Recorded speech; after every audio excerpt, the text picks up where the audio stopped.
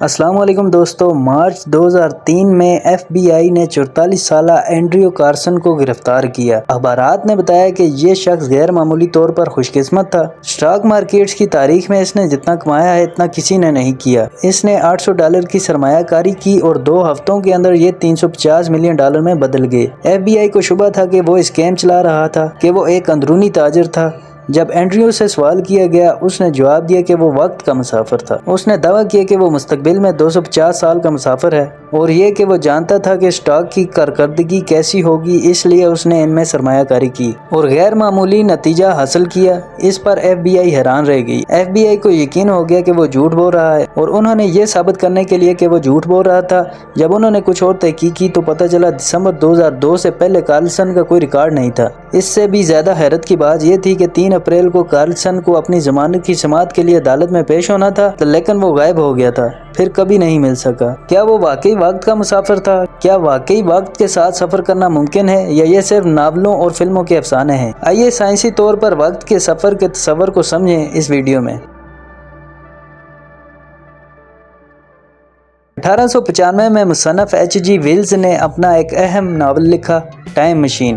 اس کے بعد ہی time machine کا جملہ مشہور ہوا۔ ایک مشین جو آپ کو مستقبل کے ساتھ ساتھ ماضی میں بھی لے کے جا سکتی ہے۔ اس کے ساتھ ساتھ آپ وقت کے ذریعے سفر کر سکتے ہیں۔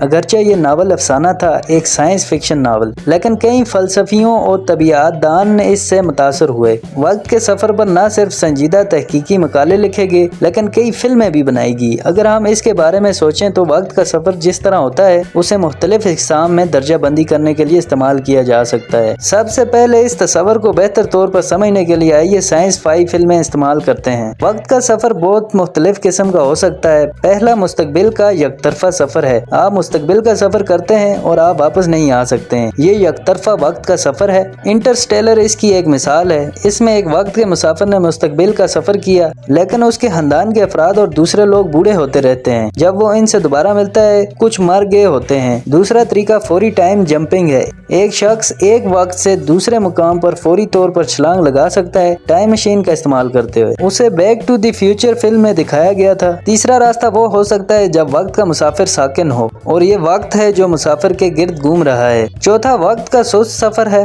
جیسا کہ 2004 کی فلم پرائمر میں دکھایا گیا تھا۔ پانچواں روشنی کی رفتار سے سفر کر رہا ہے وقت کے ذریعے سفر کرنے کے لیے۔ یہ سپرمین 1979 میں دکھایا گیا تھا۔ اس میں سپرمین نے روشنی کی رفتار سے زیادہ تیز پرواز کی اور وقت پر واپس سفر کرتا ہے۔ سوال یہ ہے کہ وقت کے سفر کے ان تمام تصورات کے درمیان آج اصل میں کون سا راستہ ممکن ہے؟ حقیقی زندگی میں مستقبل میں کون سا راستہ ممکن ہو سکتا ہے؟ ان میں سے کچھ کرنا دراصل ممکن ہے آج بھی۔ موٹے طور پر وقتی سفر کے 2 قسمیں ہو سکتی ہیں، ایک مستقبل کا سفر کرنا اور دوسرا ماضی میں واپس جانا ہے۔ آئیے پہلے مستقبل کے سفر کے بارے میں بات کرتے ہیں۔ مستقبل کی طرف سفر کرنے کے سائنسی وضاحتیں اور نظریات البرٹ آئنسٹائن کی تھیوری آف اسپیشل ریلیٹیوٹی سے ماخوذ ہیں۔ وقت کے پھیلاؤ کا سفر آئنسٹائن نے متعارف کروایا تھا۔ آئنسٹائن سے پہلے یہ خیال کیا جاتا تھا کہ وقت مستقل ہے، چاہے آپ زمین پر ہوں یا مریخ پر یا بلیک ہول کے قریب۔ وقت کو ایک ایسی چیز سمجھا جاتا تھا جو مستقل تھا۔ دنیا کے مشہور ترین ریاضی دانوں اور طبیعت دانوں میں سے ایک ایسے کہنے والے آئزیک نیوٹن تھے۔ اس کی رائے میں قطع نظر اس رفتار سے کہ آپ خلا میں سفر کر رہے ہیں، پوزیشن سے قطع نظر وقت کا بہاؤ مستقل رہے گا۔ البرٹ آئنسٹائن پہلا شخص تھا جس نے اس کی تردید کی۔ اس نے کہا کہ نیوٹن غلط تھا، وقت مستقل نہیں ہے۔ اس نے دعویٰ کیا کہ وقت ایک دریا کی طرح ہے، جیسے دریا میں پانی بہتا ہے، کبھی کبھی یہ سست ہو جاتا ہے، کبھی دریا کا بہاؤ تیز ہو جاتا ہے۔ اس طرح وقت کا بہاؤ کبھی یہ سست ہو جاتا ہے اور کبھی اس کی رفتار بڑھ جاتی ہے۔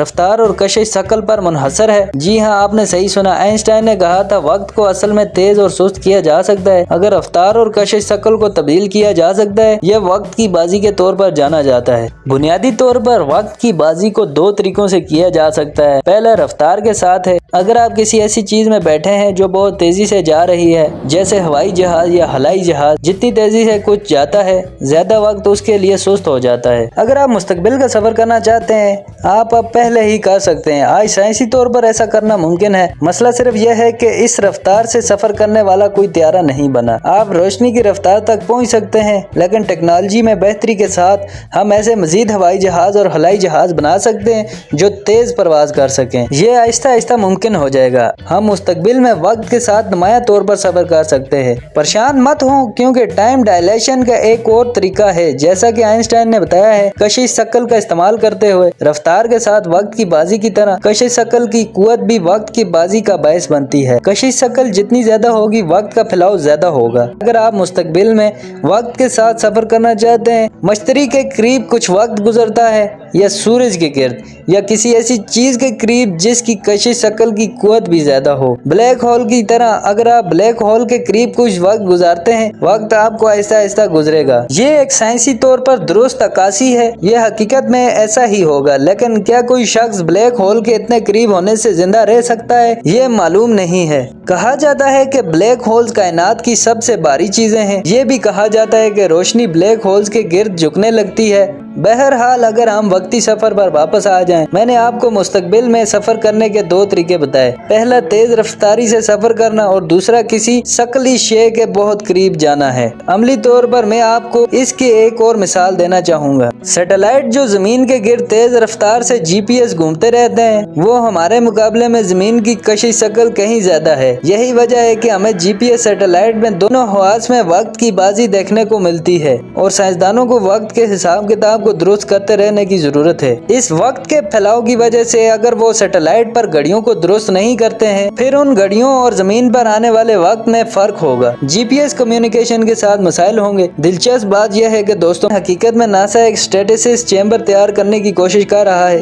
اس میں خلابازوں کو ہلکے ہائپوتھرمیا کی حالت میں رکھا جائے گا، سرد ماحول میں۔ اس میں خلاباز 2 ہفتوں تک مسلسل سو سکیں گے، ایک قسم کی ہائبرنیشن۔ اس کے پیچھے تصور یہ ہے کہ جب جسم کو ٹھنڈا رکھا جائے، جسم میں کیمیائی رد عمل کافی حد تک سست ہو جائیں گے۔ یہ جسم میں توانائی کی بچت کا باعث بنے گا اور بڑھاپے کو کم کرے گا۔ لیکن آپ نے ایک بات نوٹ کی ہوگی، میں نے اب تک جتنے بھی طریقے بتائے ہیں، مستقبل میں وقت کے سفر کے تھے۔ ماضی کے بارے میں کیا خیال ہے؟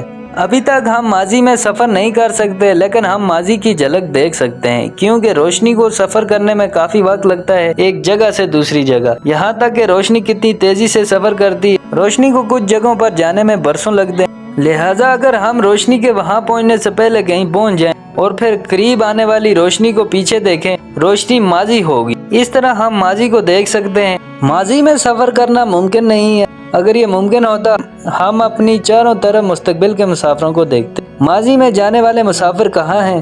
ہم ان سے کیوں نہیں ملتے؟ نظریاتی طور پر آئنسٹائن کا نظریہ اضافیت ماضی کی سفر کو غلط ثابت نہیں کرتا۔ آئنسٹائن نے کہا تھا کہ خلائی وقت کے جال میں اگر اس پر کشش ثقل کی قوت ڈال دی جائے، یہ اتنا بھاری ہے کہ چیز جالی سے گرتی ہے، یہ ایک وارم ہول بنائے گا۔ ہم اسے وارم ہول کو ماضی میں سفر کرنے کے لیے استعمال کر سکتے ہیں۔ کہا جاتا ہے کہ ایسا کرنے کے لیے ہمیں ایک انتہائی طاقتور گروہیاتی میدان کی ضرورت ہوگی، بلیک ہول میں سے ایک کی طرح۔ شاید ایک گھومتا ہوا بلیک ہول اتنا زیادہ کشش ثقل کو میدان پیدا کر سکتا ہے کہ یہ اسپیس ٹائم کے گھماؤ کو اپنے اوپر موڑ دیتا ہے۔ یہ ایک قریبی وقت کی طرح وکر پیدا کرے گا، CTC کے نام سے جانا جاتا ہے۔ لیکن اینڈریو کارلسن کی کہانی کا کیا ہوگا؟ میں نے اس کے بارے میں زیادہ نہیں کہا، وہ کہانی میں نے آپ کو ویڈیو کے شروع میں سنائی تھی۔ دوستو، دراصل ایک طنزی اخبار میں شائع ہونے والی کہانی تھی، دی ویکلی ورلڈ نیوز۔ بعد میں اسے یاہو نیوز نے چھاپ دیا اور کئی دیگر میڈیا اداروں نے اس کہانی کو رپورٹ کیا،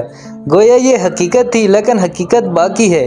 وہ کہانی ایک طنزیہ تھی، یہ جھوٹی خبر تھی جو اخبارات میں چلائی گئی تھی، اور لوگوں نے یقین کیا کہ یہ سچ ہے۔ یہ بنیادی طور پر ایک من گھڑت کہانی تھی۔ مجھے امید ہے کہ آپ کو یہ ویڈیو پسند آئی ہوگی، اور اگر آپ کو یہ ویڈیو پسند آئی ہے تو چینل کو سبسکرائب کریں۔ بہت شکریہ، اللہ حافظ۔